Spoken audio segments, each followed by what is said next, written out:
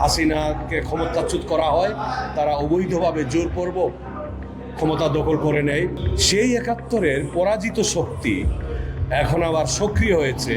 ৮ই August ক্ষমতা দখল করে বঙ্গশত্রু ইউনূস ক্লিনটন ফাউন্ডেশনের অনুষ্ঠানে নিউ ইয়র্কে গিয়ে উনি বলেছিল, রিসেট বাটনের কথা উল্লেখ করেছিল, তারপরে মেটিকুলাস ডিজাইনের কথা বলেছে।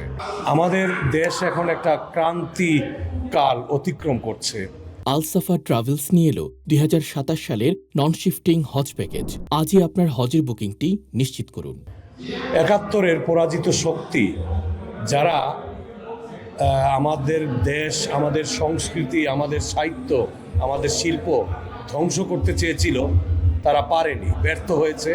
আমরা মহান মুক্তিযুদ্ধের মাধ্যমে ৯ মাস রক্তক্ষয়ী যুদ্ধের মাধ্যমে আমরা আমাদের সার্বভৌমত্ব, আমাদের দেশ রক্ষা করেছি, পেয়েছি বঙ্গবন্ধুর মাধ্যমে।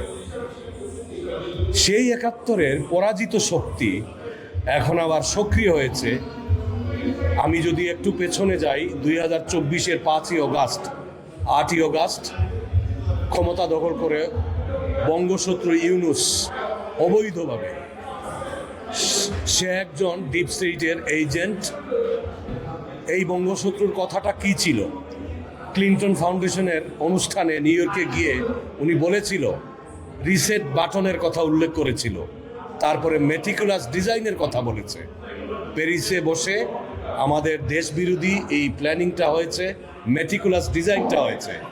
৫ই অগাস্টে প্রধানমন্ত্রী শেখ হাসিনাকে ক্ষমতাচ্যুত করা হয়, তারা অবৈধভাবে জোরপূর্বক ক্ষমতা দখল করে নেয়।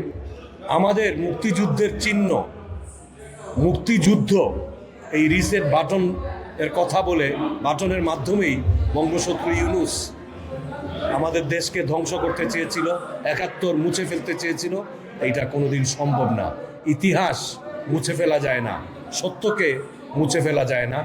আমরা এখন সোচ্চার, আমরা জাগ্রত, সদা জাগ্রত বাংলার মুক্তিবাহিনী।